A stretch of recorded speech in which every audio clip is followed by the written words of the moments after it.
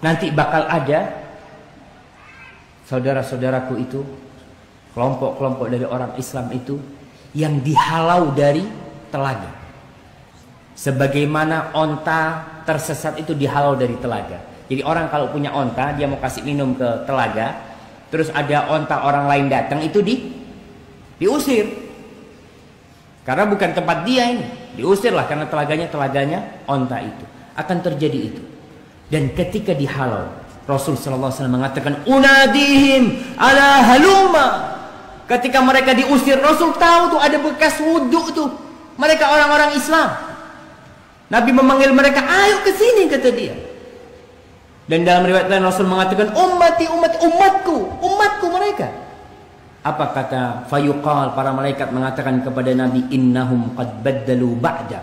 Mereka telah merubah setelah engkau meninggal. Agama Nabi sudah dirubah dengan mereka. Maka Rasul SAW mengatakan, suhqan, jauhlah. Al-Imam Nawawi ketika menjelaskan hadis ini, beliau menjelaskan salah satu bahaya bid'ah itu, kita bisa dihalau dari telaga Rasul SAW. Iya, kita wudhu, ada bekas wudhu, kita sholat, tapi ternyata kita membuat ajaran selain ajaran Rasul SAW. Kita membuat agama baru, kita tambah agama Rasul SAW dengan dalih kan baik.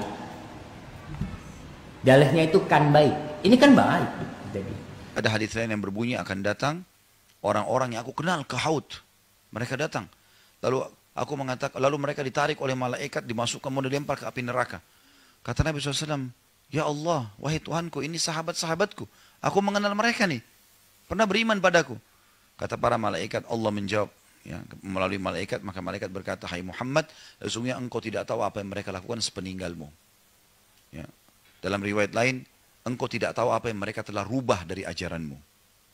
Maka kata Nabi SAW, suhqan, kecelakaan dan kebinasaan.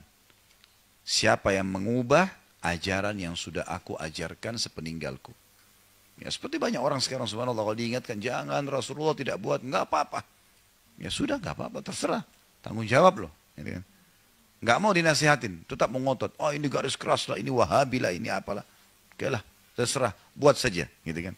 Yang penting kita sudah sampaikan. Gitu kan. Tapi seperti itu, subhanallah, orang tidak mau diingatkan. Padahal ini hadis jelas. Hadis sahih riwayat Bukhari Muslim masalah ini. Orang yang mengubah ajaran Nabi SAW akan ditolak oleh Nabi, ditolak oleh malaikat yang ditugaskan oleh Allah untuk menuju ke haud. Bahwa Nabi SAW menyebutkan di hari kiamat nanti ada orang-orang yang dihalangi untuk masuk ke dalam telaga beliau.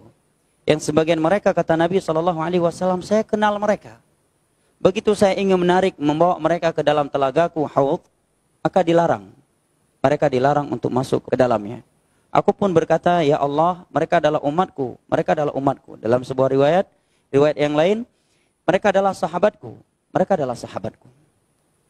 Maka dikatakan kepada Nabi SAW, innaka la tadri ma ahdatsu ba'dak. Kamu tidak tahu, mereka telah mengubah-ubah agamamu setelah engkau meninggal. Maka Nabi pun berkata, suhqan liman baddala wa ghayyar. Celaka atau menjauhlah orang-orang yang telah mengubah, mengada-adakan perkara baru dalam agamaku. Adapun yang tidak datang ditolak, bukan Nabi yang menolak, tapi ada malaikat yang menolak mereka. Jadi Rasulullah SAW menunggu, ana faratukum alal haud. Aku menunggu kalian, aku lebih dahulu di telaga, di padang mahsyar. Ya, Nabi menunggu umatnya yang kehausan di bawah terik matahari untuk minum dari telaga Nabi SAW. Tiba-tiba ada orang yang Nabi kenal, Nabi sudah tunggu, ternyata mereka diusir. Maka Nabi berkata, ummati. Dalam riwayat usayhibi. Ya Rasul, ya Allah itu umatku. Ya Allah itu sahabat-sahabatku. Maka malaikat berkata, innaka la tadri ma ahdatsu ba'dak. Kau tidak tahu apa yang mereka ada-adakan setelah meninggalnya engkau. Innahu qad ghayyaru wa baddalu. Sungguhnya mereka telah merubah ajaranmu dan telah